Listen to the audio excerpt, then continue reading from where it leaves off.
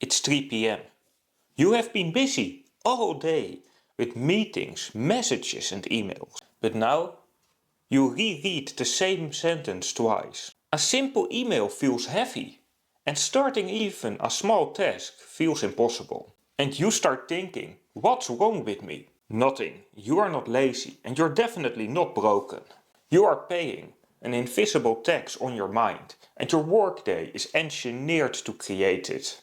When you look for answers, you're told it's stress, or maybe discipline, or a lack of sleep. So you try to fix yourself. You change your diet, you exercise more, you download another productivity app. And for a while, you believe it might work. And yet, 3 p.m. still hits the same way. You stare at the screen, you reread the same sentence. And it feels like something in your brain just slows down. And that's where it gets uncomfortable. Because if it's not bad sleep, if it's not stress, then what is it? All of those explanations, they point inward. They assume the problem is you. But just take a look at your actual day. You start your day with one clear goal in mind, maybe to write a report. Then an email pulls you away. A meeting adds 2 new tasks. You return to your work just for a coworker to ask you a quick question. This isn't low energy. This is constant context switching. And you probably think you already know all about context switching. But here's what most people miss. When you start working on something, your brain starts building something I call a mental workplace. It has everything you need to finish this one task.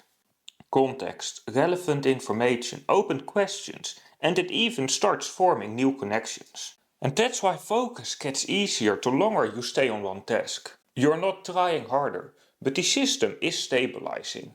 And you get into the flow. Now imagine you're halfway through writing that report you really need to finish. You finally understand the structure. You know what the next paragraph has to say. Suddenly, an email comes in. A meeting starts. Someone asks for just 5 minutes.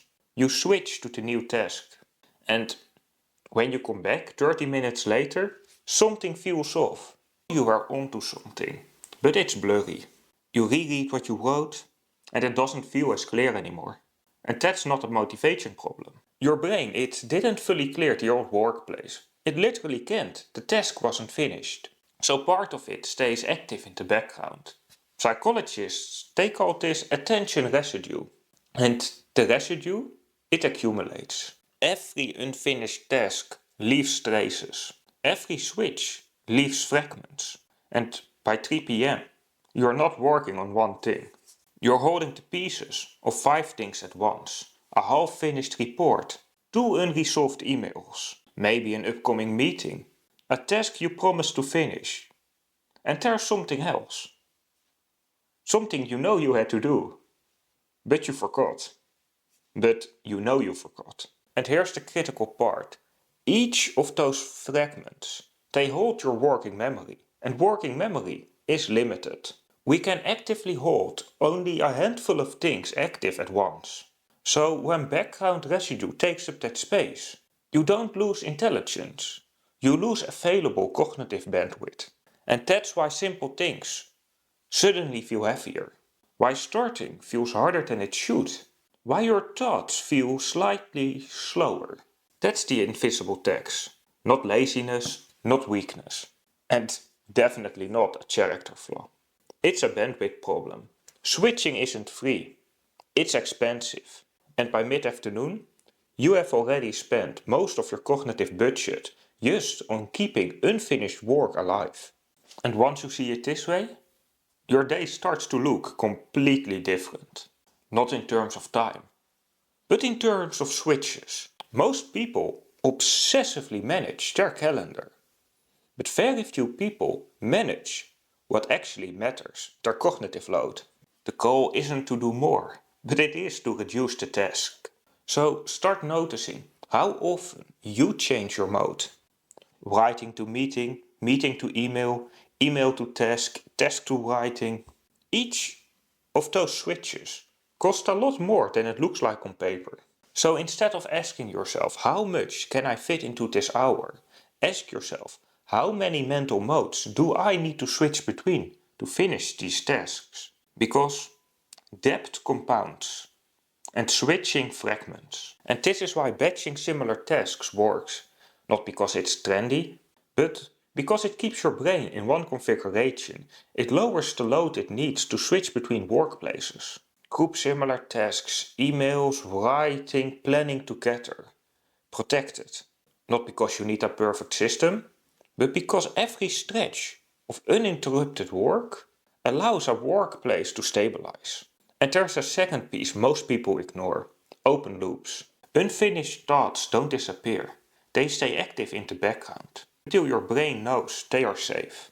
And that's why something small, like a task you promised to do, can quietly drain you all afternoon. The solution isn't to finish everything immediately, because that's quite literally impossible, but it is to contain it. Write it down, schedule it, delegate it, or consciously decide when you're gonna go back to it. Your brain relaxes when it knows the open loop is parked somewhere safe. You're not trying to eliminate work, you're trying to stop carrying everything all at once. I've seen this clearly with a colleague of mine, highly competent, but managing two completely different projects at once. Individually, he handles them both with ease.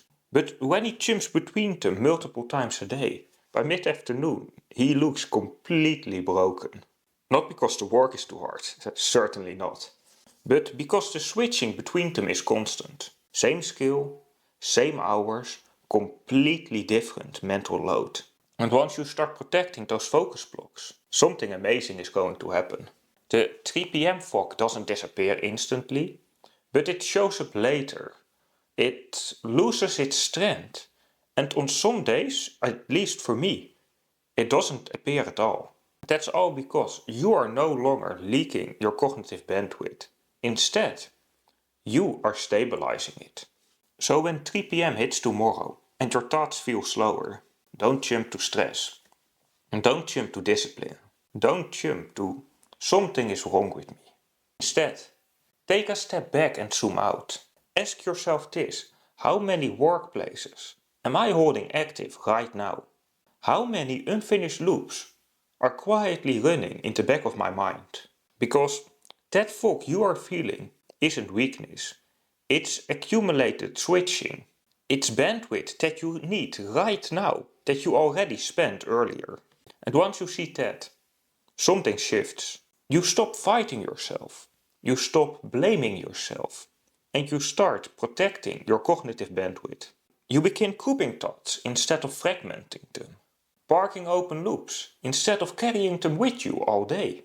You start stabilizing instead of constantly reconfiguring your brain. You don't need more willpower, you just need fewer fragmentations. You need to lower the amount of tax your brain is paying. And the moment you do that, the moment you start managing your amount of switches instead of blaming yourself, the day gets lighter. Not because you changed who you are, but because you stopped overloading the system you already have. And this is just one part of how your day shapes your mind. There are patterns in the way we work, think, schedule, our tools, our environments, in everything that either support our mind and clear thinking or destroy it. If this changed how you see your afternoon, don't stop here. Watch the next video YouTube recommends you right here, because the goal isn't to survive your workday. It's to design it in a way that makes your mind clearer, stronger and more stable over a longer time. Let's keep engineering your mind together.